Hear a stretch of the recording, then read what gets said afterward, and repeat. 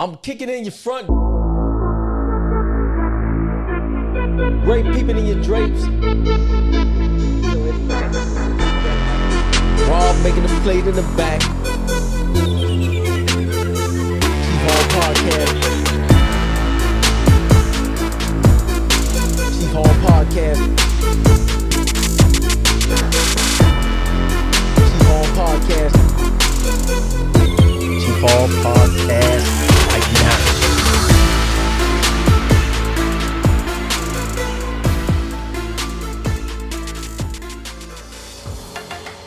I'm kicking in your front door, Ray peeping in your drapes, and Rob in the back making a plate. Chief Hall Podcast coming at you right now. Now let's do it. All right, we continuing our segment where we're talking to men that were under the leadership of Coach Frazier and went on and did very successful in their lives. And so we're continuing with that. Great players, talking great to them. men. We had, of course, everybody remember we had Rudy Barber. Also, Bonwell and all those were some guests on the show along with that, and Stacey McKinney. And now we got a good friend of mine. I've been knowing him for a good little while, over 10 years. And we've been talking and doing that. We work together. And this fella here has some really good stories, and we're going to get into it. And none other than Cornelius Bembry, better known as one of the Pancake Boys. What's happening there, Bim? All right. What's happening? Thanks for having me, fellas. And Bims did us good justice. He even wore his actual jersey I did. from when he played ball. I did. They probably gonna wonder why in the hell I still got it. Vintage. A vintage jersey. This is the original right here, baby. The original 72. Yeah, and I saw those pictures with All Date and all that. When you was wearing that same jersey on those Miami Herald shots. So I saw it. Now, Bims, we're gonna get right on into it and start talking about. Tell us about that move to be up directly under Coach Frazier, because me and you talked about Coach Barrick. I mentioned that to Coach Frazier, but talk about that move from Coach Barrick to Coach Frazier, and how was that move from JV to that? I want to know why they call them the Pancake Boys first. That's coming. Oh, That's coming. Okay, all right. Go ahead. That's coming. Oh yeah, we definitely gonna get into that. Go ahead. We definitely gonna get into that. I remember like it was yesterday, man. Like I said, when I came out, I tried out for fullback. I wanted to run the rock. I wanted to run the rock. And I remember seeing all the big boys over there. And I'm like, man, I'm going to be running behind those guys. And I remember Coach Bobby was like, you in the wrong line, son. He said, the offensive lineman is over there. I said, no, sir. I said, I'm playing running back. He's like, you ain't playing no running back. Like, going on over there with the lineman. And that's how I ended up over there with the lineman, man. But Coach Barrett. All right, we're going to start off and talking about Coach Barrett, man. Coach Barrett kind of just took me up under his wing, man. You know, he seen something in me that I didn't know was instilled in myself. You know what I'm saying? I just wanted to play football, you know. Growing up, I watched a lot of the kids play at the park, the Pee Wee leagues and all that. I was just way too big, you know, to ever be able to get out on the field and stuff like that. So I was like, man, once I get into high school, I'm going to play football, you know. So I like, this is my opportunity right now. Yeah. So, Coach Barrett seen something in me, man, that I didn't see in myself until I'm going to say maybe like a couple of years later. Now Coach Barrett was who? Who was that? Coach Barrett was the head coach at the time of the JV team. All right. And, man, so he kind of took me up under his wing, man. You know, me and Coach Barrett talked about a lot of things, man. He took me home a lot after practice was over with. Talked about a lot of things. Took me, ended up wrestling. I was on a wrestling team, you know, so he kind of took me up on his wing, man, you know. That's what we heard about. I think that's what you were telling me, how Coach Barrett, and I think even Coach Frazier mentioned how he was with the players. He was real Coach close. Barrett, He was real close with him. Coach Barrett was real close with him, man. We looked at Coach Barrett like he was the old boy, you know, in a sense. So Coach Barrett took us all up on his wing, man, and he took his time with us when he was coaching. He wanted to make sure that we understood what it was that we was doing, and he really focused on the offensive lineman too. Now I don't know if Coach Barrett played offensive line football or anything like that, but you know, he worked with us a lot, man. Wanted to make sure that, you know, our skills were down packed, make sure that we knew exactly what we was doing, you know, and kind of just guided us in the right way, told us, you know, what the grades was important. These are the things that you guys need to do if you're looking to play football on the varsity level. At the JV level, it's like it's preparing you for that next step.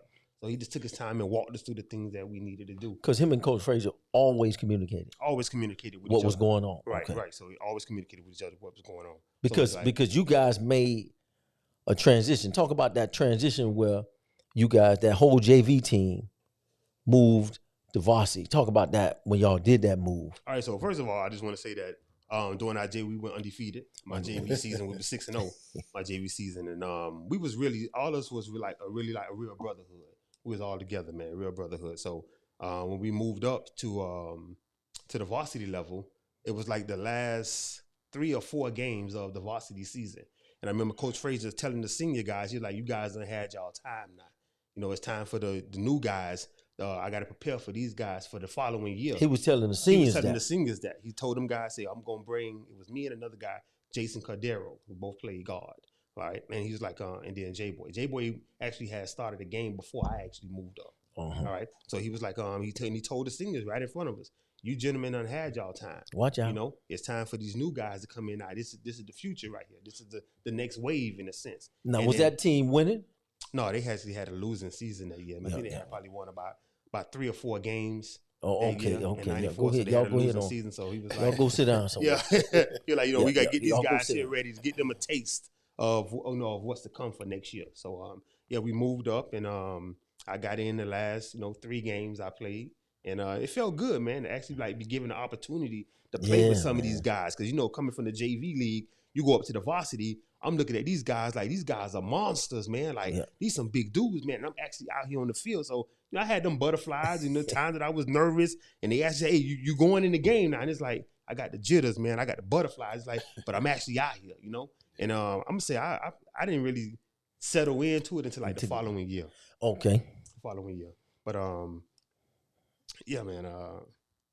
And that those 3 games, and then as y'all transition, that next year y'all was all that spring y'all was a whole nother animal. Y'all was all right. So this way we was no stranger to conditioning. No. All right, no stranger to conditioning. That's one thing Coach Frazier didn't play no games about, man. You gonna hit that weight room and you gotta have your grades, or you ain't playing ball for him. He don't care how great of a player you are. He don't care what he sees in you. If you ain't lifting weights in that weight room, you ain't got your grades together, you ain't touching that field. So he did stress the grades. That was most important. Yeah. That was most important. Your grades, okay, because you got to be somebody when you leave here. Yeah. Right? So while you're here, you got to get all you can get. Learn everything that you can learn while you're here, and you got to lift weights. And take that with you. Yeah. And then so that when you were saying you were finishing that part where Coach the spring, right before the spring. The training, I'm gonna say one thing was the conditioning. Yeah. The conditioning, man, was no joke. I remember Coach Frazier he had these garbage cans in the weight room, right? So we had the stations lined up, about 12 to 15 stations lined up in the weight room, right? And then there was garbage cans like in 4 corners, all right? And he was to tell us, man, up and down, "I want your lunch. I want your breakfast. I want everything." You see guys running to the garbage can, puking, man, throwing their lungs up. I was one of them. He told us that off camera. I was one of them, man. And it was no joke, man. It was no joke. Like, throwing up until ain't nothing coming up. You feel like you about to pass out and die in there. But that was a conditioning that he knew that we needed in order for us to be great, or even be able to go that distance in the war that we was about to face. Yeah. Because we just got a taste of varsity. The last 3 games that we played. And for some of them guys that actually moved up from JV, they didn't get the opportunity to start in the big games, or, have that starting role those last 3 or 4 games of the previous season. So it was new for them, but we had got a taste of it, what it's like to go out into the stadium, Trash Power Stadium, and you got hundreds of people, looking down on, we had the JV game. You had a bench full of people, so it was a little different. We got a little taste of that. But yeah, man, the training was no joke. Like, he was really strict about us lifting weights, as well as us making sure that we get our grades and stuff so that we able to play ball. But he just was preparing us for war, man. That's what he talked a battle about. That we wasn't sure what we was really walking into, but he knew. He been doing this for years. So that's why he had to prepare us and make us train the way that we did, so that we could be great. So now you go on and you start that junior year, You start your sophomore year. Sophomore year, my 10th grade. You start, and that's that's 95. That's 95. 1995. Now that team, how good was the 95 team? Oh man, the 95 team. 95 team was great, man. It was great, man. We had a lot of ballers on there, man. A lot of head. Y'all made it to the playoffs. No, we made it to the playoffs. That's right. We made it to the Orange Bowl, and this was the game before state. We played against Northwestern. We had actually beat Northwestern the first time we met them. We came out, we beat them. I think it was like 20-6, if I ain't mistaken. And we met them again in the Orange Bowl, and shit went in our favor.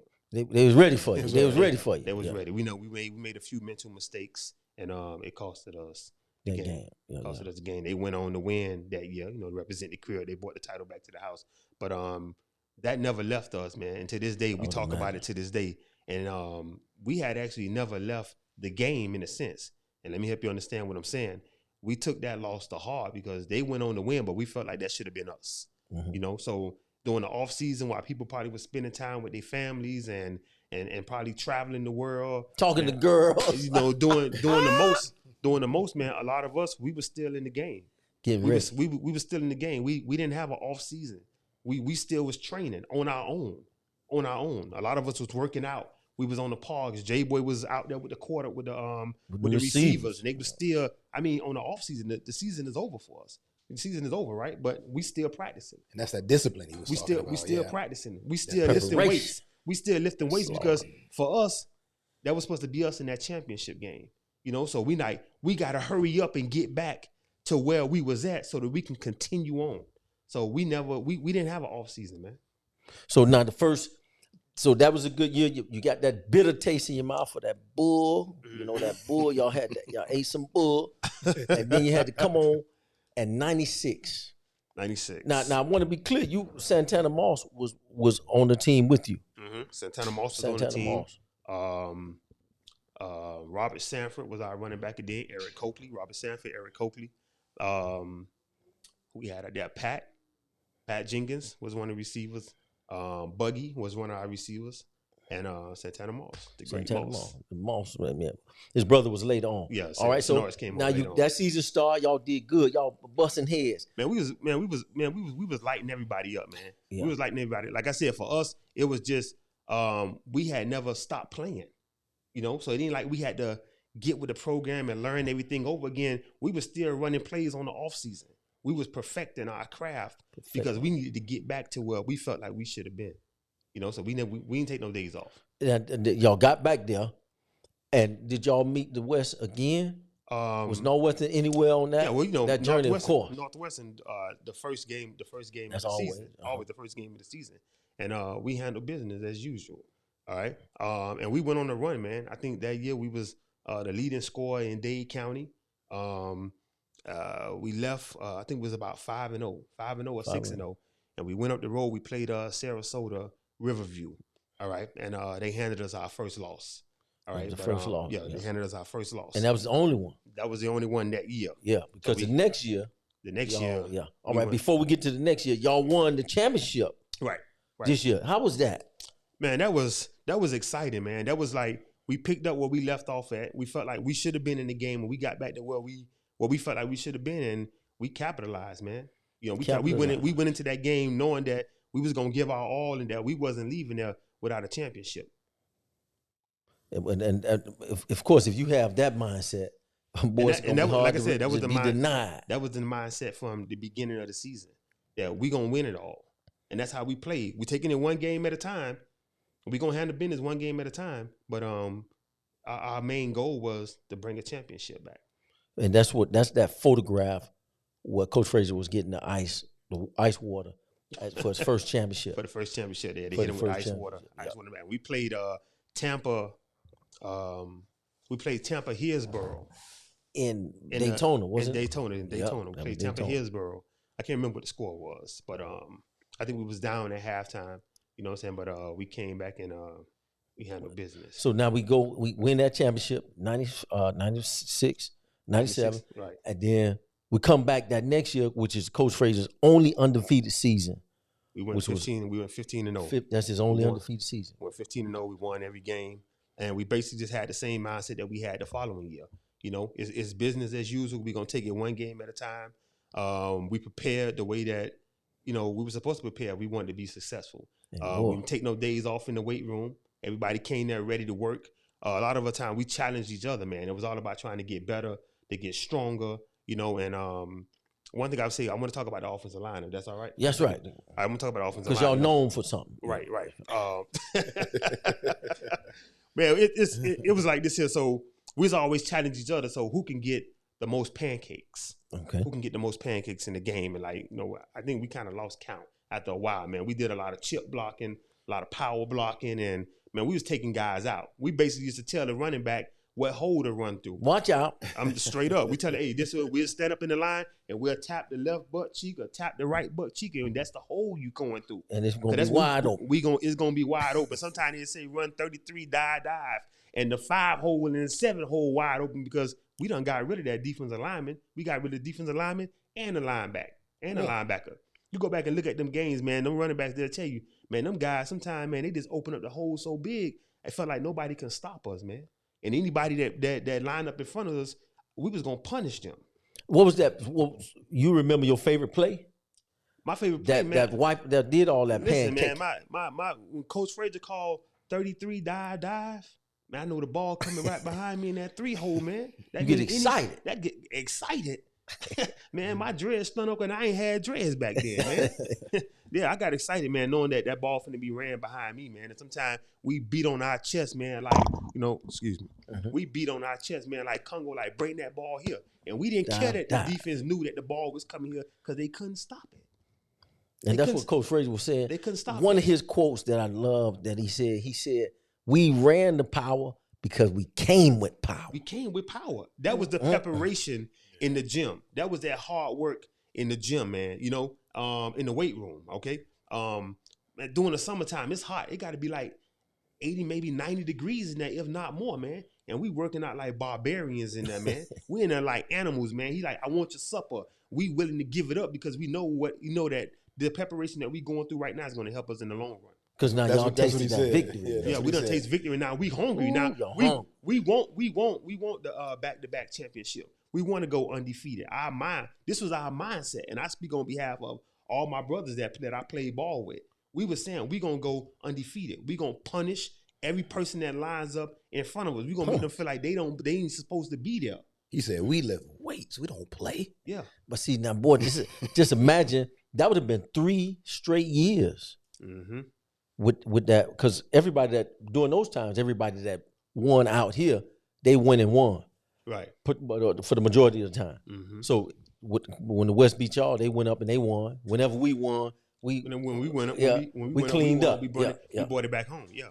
So like I said, man, it was always a step as far as progressing and getting better. That's what it was all about. Progressing, getting better. And one thing a few things, that Coach Frazier always said is that no man should line up in front of you and whoop your ass. You're a grown man. Yeah. He may run a trick play and trick you, but if he tell you that he coming dead at you, then there be no reason that he should be able to whoop your ass. That's why we work out. That's why we work out the way that we work out. I remember one time doing practice, Coach Frazier would line up in the back of the D lineman, and he would say like this, cut him off. And then sometimes, depending on who would line up, he'd do like this. That means hit him in his goddamn mouth. Bust his nose. Wide open. And they love the contact, man. It was just that, like, let's go get it. And when I lined up, I didn't want to cut off. I didn't want to cut off. I was there. I punished. I felt like our practice was tougher than any game. Our practices was tougher than any game that we played in. Yeah, I felt like our practice was tougher than any game that we played in, man. Like, I never got tired in a game the way that I did in practice. And that was that preparation of getting us prepared for the battles and the wars that was to come. That's right. Now, you successfully finished, got those back-to-back state championships, and you went on and played college ball. But before tell them the story that you told about when Bobby Bowden came in the office with Coach Frazier. tell them that story. So Coach Bobby Bowden came in the office. He was like, well, this boy, he ain't no 6'3". I just told him I was a lot bigger than what I was, man. For people who don't know, that's legendary coach for Florida State University. Coach for Florida State. Yeah. And like this boy ain't 6'3", but he's a hell of a player. Yeah. He's a hell of a player. One thing I always carry around my scrapbook. Yeah. All right, my scrapbook has everything in it because I tell guys about the type of ball player that I was. Like, man, you short, man. You ain't did all the things that you say you did. Like, man, I did it all, man, and I got it right here in this good book right here. You had to be mean, though. Yeah, you had to be. I had a very mean streak in me, man. I think a lot of the guys that I played with, they had that mean streak in us too, man. It was instilled in us by Coach Frazier, man. It really was, man. That preparation, that hard work, and Coach Frazier had this. He could light a fire up under you, man, just by looking at you. He didn't have to say a whole lot of words. You know, he's standing in front of you before the game, and he just stare you down with that cigar in his mouth, man, blowing that smoke, and you just look at him, and you already knew. Without having to say any words, you already knew it was wartime. Wartime. Go out there and do the job that you trained to do. Execute. Punish them people. By halftime, they shouldn't want to line up in front of you no more. I remember it was plenty of times, man, in the third quarter come out, they said we was known as a second half team. That was the write up, or whatever the case may be. But our job, man, and how we played ball was to punish these people that line up in front of us and make them not want to come to the third and fourth quarter. Watch out. That's how we played. Man, he made me want to go to the gym right after talking to him. You know, that's words of encouragement, man. Words to fire you up and get you ready, man. I miss those talks and those speeches, man. A lot of time I tell the guys the work ethic that he instilled in me is something that I carry with me today while I'm on my job. You know, it's just that them leadership skills that he put in you, you know. And I'm like that on my job right now. And I refer back to sometimes the stories that I was telling you about, some of the stories I shared with you. I tell the guys on my job and to motivate them with the speeches and stuff like that to kind of get them fired up and get them going. And that all came from Coach Frazier, man. Very inspirational in my life. You finished a little bit more of the story with Bobby Bowen. Is that more? No, it was really no more. Okay, that's okay. Yeah, because Bobby, back then they were looking for a certain height. Mm-hmm. Because that's what it always was, man. It was always a certain height. Yeah. But who also showed interest in me was Larry Little. I can't remember when he was at Bethune. I think it was Bethune. He was at Bethune. Yeah, he showed. But you ended up going HBCU though. Right. That's right. Delaware State. That's right. Delaware State. Nice. Yeah, but and you played 3-4. How long you played at Delaware? Years. You played 2 years at Delaware State. Mm-hmm. As often, same position. Same position. Okay, it was out there. And I can imagine you branded the people that you played against in high school from other teams, and you saw that.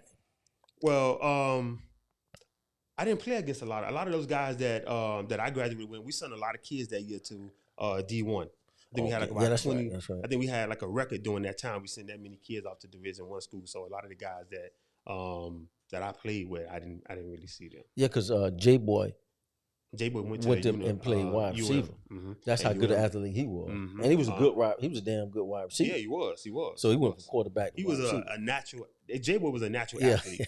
He was a natural athlete, man. I mean, he could pretty much play any goddamn thing. Yeah. So you did that. Now I remember once you got we worked the same place for about 15 years. I'm still. You still there about 20. 21. You got 21 in. Yeah, I'm gonna give him 9 more and I'm done. Yeah, so but you told me a story when you left and you had the opportunity to try out for the Dolphins. Remember that? I wanted to know what happened with that was I was like, man, you know what? I felt like I still had it in me. I was still working out. I was still still on, I feel like I was still at the top of my game and I wanted to give it a try. But I couldn't get the time away from my job that long enough to go and try, like, the job that we work at. Yeah. Is I couldn't get that kind of time off. Because you was trying to it was going to be a camp. Well, you had to be into a camp, into the Dolphins camp. Right. I wanted to go and just walk on and like try out. I feel like I still had it. I was like, man, you know what? I think I still got it, man. I'm still strong as hell.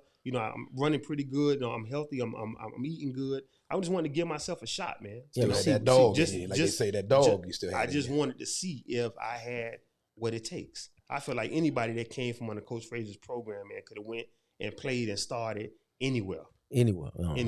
Yeah. So when you think about. You mentioned that you still carry those virtues, the things that Coach Frazier taught you into today's life and everything you do, because, we worked together for a long time, and now you still doing all, like you said earlier, you got your hands in a lot of stuff. Yeah, I got my hands in a lot of stuff. But you're able to. The principles that was instilled. Still transfer everything. Right. Even the way that I work out when I go to the gym, I still work out the same way. 5 sets of 5 in 5 minutes. Throwing up in the garbage can. No, I ain't throwing them in the garbage can no more. I ain't throwing them in the garbage can no more. But it's still that same workout, that same work ethic. 5 sets of 5 in 5 minutes. That was that core workout to get you right. Oh, that's yeah. Because some people may say, "How they throwing up?" I go to the gym all the time. I'm throwing. It's because the closeness and the intensity. The intensity ain't had no long break. Ain't no long breaks. It's like when that man, you rest while that man is down. When that man get up, it's your turn to get down. That's how you rest. And you have five sets of 5 in 5 minutes. So that means you going, you on the go. You rest while that man is down. When that man get up, it's your turn. And then in 5 minutes, you going to the next station. So you steady running. So it's like at some point in time, man, you gonna get up. That's intensity. It's an intense workout, man. It's intense. I mean, from the weight room to the field, it was nonstop. But like I said, Coach Frazier knew what he was leading us in the battle, and he knew in order for us to be ready for the war to come, that we had to be in tip-top shape. So he was creating soldiers, man. He was creating soldiers. That's what he did. I looked at a lot of those guys, man. When I left and came back, I remember leaving guys, and they was like this when I came back. I mean, when I left, they was like this here, like skin and bones, sticks. And I came back, man, them guys was jacked up and they was big. And you could see for yourself, this was the program. It was the program. Coach Frazier would have like guys would go away to schools and they bring their strength and conditioning books back. And he go through their books and takes little pieces out of their book. Patrick Swayze. Right. Take little pieces out of their books, and then he would then create a workout system for us and to get us better. Yeah. Now, I'm gonna say a few names. This segment here we call Off the Dome. I'm gonna say some names. You don't have to say the first thing that comes to your mind, but you could talk about it a little bit. Of course, we're gonna start with Coach Walt Frazier. Coach Walt Frazier, legendary, fire starter. Okay, a man that just instilled principles in young men on how to be a man when you grow up. You know, he was giving us all the tools that we needed to be successful in life. So he wasn't just a football player; he was a father figure as well. You know. Yeah, they said Coach Frazier always said that I'm not the wisest man, but I know how to do such and such. That's what he was always saying. But he had a lot of wisdom. Right, a lot of wisdom. We was eating it up. When Coach Frazier spoke, man, everybody was quiet because they wanted to soak up what it was that he was giving. He been around, you know. He's giving us knowledge, and we didn't feel like he was ever telling us anything wrong. It was what he was telling us would be beneficial to us in the long run. You know, the best thing, one of the best things that he said, he gave all y'all the credit, man. He said, always. He gave all y'all the credit of why he was who he is. Mm-hmm. He said he was a champion because he had champion men. And that he made us like that. Exactly. we didn't know we was gonna be as great as we was when we walked into that program. And he also knew if you weren't gonna apply it or not. He didn't know if you were gonna apply it. But you did. But we did. We listened. It's the time that he took. And Coach Barrick started this off.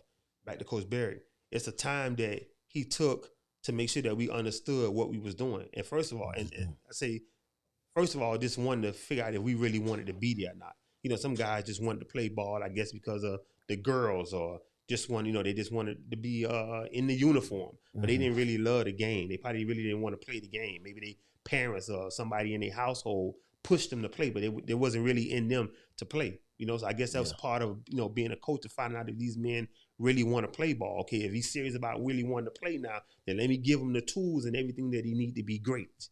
Yeah. How far did he want to go? Talk to him. And this is what Coach Barrick started this out, because we was really up under Coach Barrick. Finding out if we really wanted to play this game, how serious we was about playing this game. Did we want to make it up to the next level? Do you want to play varsity after the JV is over? Like, what do you want to do? And I think, that shows great coaching, to have so many players that you have to do that with, to find out if they really want to be here or not. And do they really want to go to the next level or not? So, like I said, just being a great coach, man. Because Coach Barrick was the perfect pre-workout for y'all to get to the main workout with Coach Frazier. He was the perfect person to have in front. But Coach Barrick didn't take it easy on us. You mind, like I said, I also wrestled, and I wrestled heavyweight. All right, so I had nobody in there to wrestle but Coach Barrick. So, oh yeah, I wrestled Coach Barrick, man. You feel me? That was my sparring partner for the 2-3 years that I was on the wrestling team. And he was good. He was good. Yeah, he was good. He taught me a lot of things, man. I wrapped my son up, lately. My son a big guy. 6'4", 280 pounds, man. Yeah, I yeah. still get down to tussle with him, show him some things. Pop still got it. Yeah, see now since you moved on to that, now your any of your boys playing ball? My oldest son plays for Pace, junior, Cornelius Bembry Jr. Cornelius Bembry Jr. Mm-hmm. Now he playing the same position. What he playing? He plays left tackle. Oh man, left tackle. Yeah, So this is last year. He getting ready to get up out of there this year. That blind side. Yeah. He got a school in mind. He trying to go to. Or they looking at it. A lot of schools was looking at him, but he kind of got to the point where he was like, "Man, Dad, I don't know if I really want to play no more." And I always told my son, I said, listen, I'm not gonna force you to do anything that you don't want to do. I said, but it will be a great opportunity for you to get out and get into the world, man. These people paying for you to go to school. That don't happen to kids all the time, Yeah. But he kind of like this kind of, and they was all over him. They wanted him because his size. He was big. He was big and strong too. What's his height again? He 6'4". 6'4", 280. 6'4", 280. And he's strong, man. He naturally strong. I think he deadlifting every bit of 585. He's really strong, man. But he just like that, I don't really want to do it no more. Boy, if you had that height, yeah, it'd have been it'd have been a whole nother story, man. I think a lot of schools probably would have gave me a real shot. A lot of D1 schools, big boys, probably would have gave me a real shot, man. But I gave him hell at 270. I was 270 at like 5'11". Man, they couldn't do nothing with me.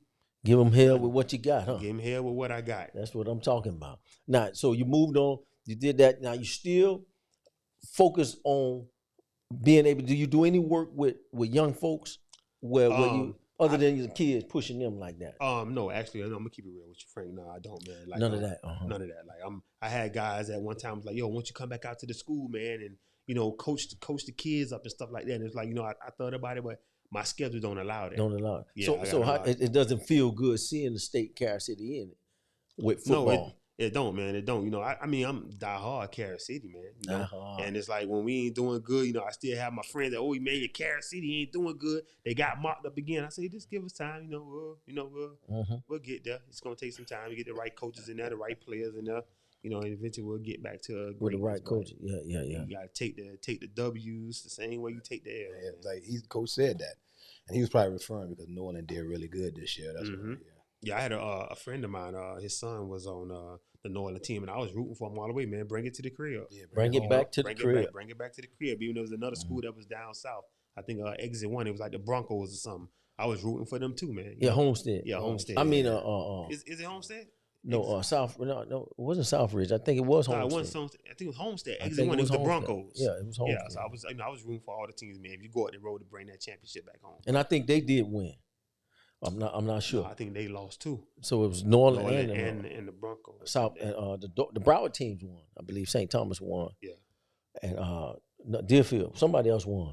Ray we was talking about it, but I couldn't remember. Yeah. So now, if that opportunity to coach ever came up, do you think that would be something you would like to do? Maybe offensive line. You know what? I thought about it, and I'm gonna tell you why I thought about it. I'm like, because I had the perfect teacher. I had the perfect teacher in Coach Frazier.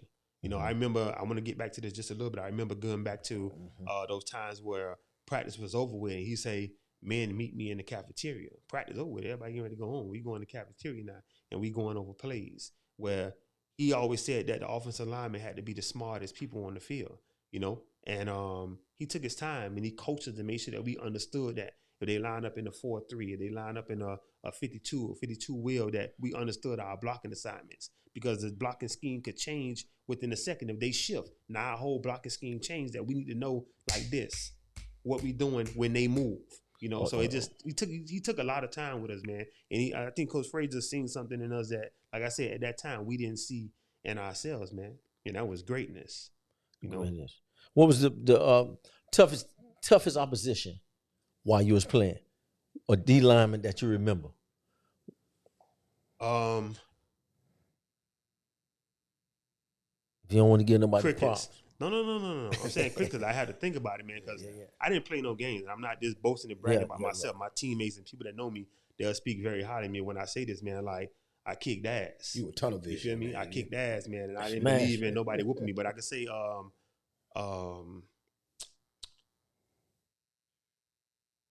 might have been a little tough. Yeah, it was a little might tough. Not be, it was a team from up north. They came down. We played them at Trash Power Stadium, Palm Beach something. Oh, Maybe up there, but I remember this guy. He was number 75. I think he was one of their great players on the defensive line.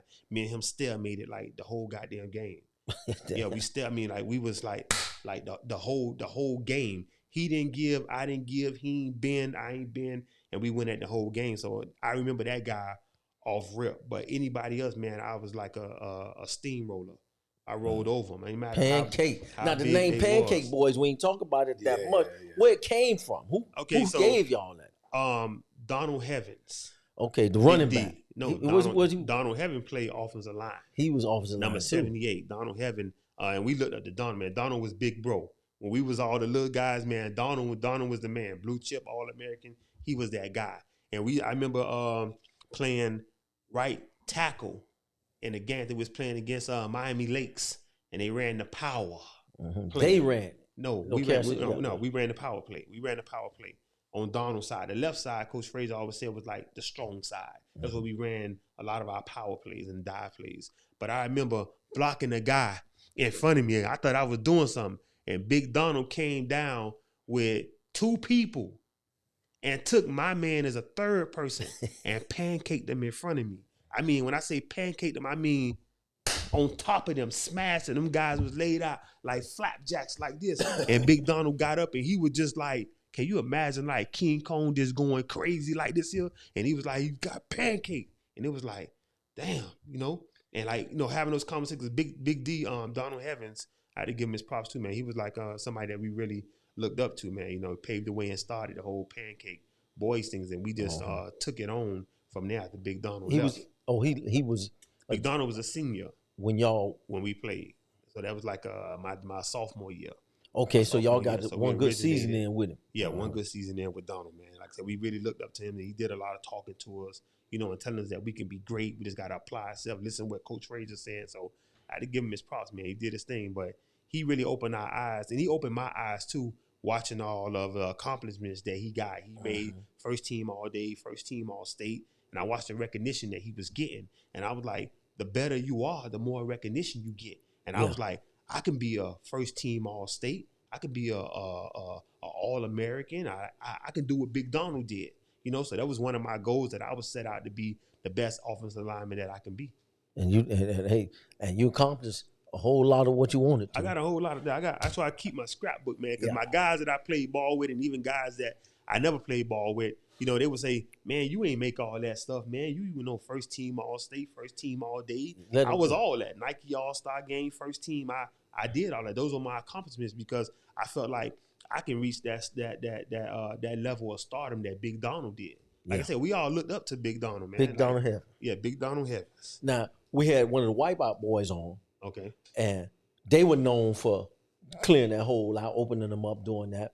And I used to talk, me and you were talking a little bit. I said, what you think with the comparison? If you compared, what would be the biggest difference? Because they were bigger. The bigger difference was that they was just bigger than us. Yeah. I don't think those guys had the heart and the tenacity and the mean streak that we had as players. You know, they had the size, they had the height. I don't think they had the. And I ain't taking nothing away from those guys at all. So fellas, I don't want y'all to feel like I'm taking anything away from y'all. But people looked at us as being like undersized linemen. It was like they can't get the job done. You never win a championship. So you was always with that chip. You don't feel they had that kind of mean streak because they were big already. They was big already. Sometimes I look at our style to play. You know, in the way that we played and what we accomplished at the size and the height that we was. It was amazing. We did what they say that couldn't be done. So they were like bears and y'all were like pit bulls. Yeah, in a sense, like, you know, they looked at us like they were the big guys. If you stand us next to them, man, it was like this. You know, this was them and this was us. So it was always like them guys that never win a championship. They ain't gonna get it. I remember them picking on us and talking trash about us at the offensive line. You know, some of the seniors that left here. You said that drove you a lot, though. It did, man. It pissed me off at the same time, and then it drove me at the same time because I was out to prove myself that I'm a better player than what you think I am. That's and I'm be better than you. Yeah, Zach Thomas had that same mindset because they was always saying he was undersized, right? Undersized. But I didn't let that stop me and my brothers that I played with on the offensive lineman as an offensive lineman, that didn't stop them either, man. We did some great things. Them guys were pit bulls too, man. They ain't playing no game. We all had the same mindset, the same mentality, man. From the same coach. Yes, from the same coach. Like I said, what he instilled in me, he instilled in them guys, and I'm pretty sure they use the same methods that was taught to them in their everyday life too.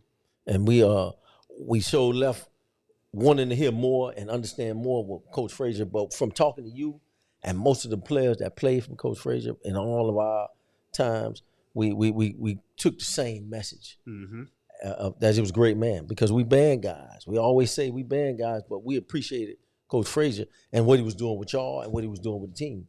Because when y'all was looking good like that, we looked good. We both looked good. Everybody. Team. Coach Frazier always said that, look, I may have coached football, but I was all Carol City. And that was important to us to hear that from him. Now, you come from a long line of Bembrys, and that was also something that I understood. That a lot of cousins that played up under Coach Frazier too. Yeah. Corey actually was out there. Corey Bembry was actually out there when I was playing. I think I was a senior then. I was a senior. He may have been a sophomore at that time. But and Cedric Bembry, that's your older. That's my older cousin. Cedric and Sylvester. That was my older cousin. I heard that they was hell on wheels before I got there. I never got a chance to see those guys play then, but I heard the stories that them guys were monsters. Yeah, you know, they were monsters, man. And I remember Coach Frazier called me into his office one time and was like, "Am I going to be like the Bembrys before me? Watch out! That's put that pressure on you." What I was going to ask. Am I going to be like the Bembrys before me? And I told him I'm going to be better.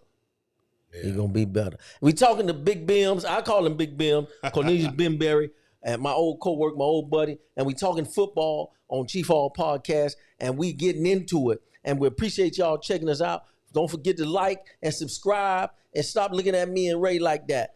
We out. Hey, you know, I want to say one more thing before. Wait, don't cue the phone. Don't cue the phone. Ray wants something to say. We talked about Northwestern too much, and we got to mention some of our brothers that marched in the band over there.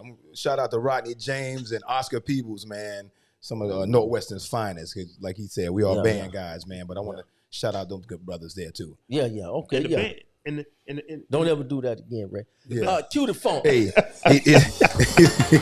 we out. New Orleans all day. That's what he's worried about. But it's okay, Carol City. We love, all love. All love. You cue the phone. I don't hear nothing in my headphones. I be like to hit the phone. I would give Oscar a shout out, man. Oscar said, man,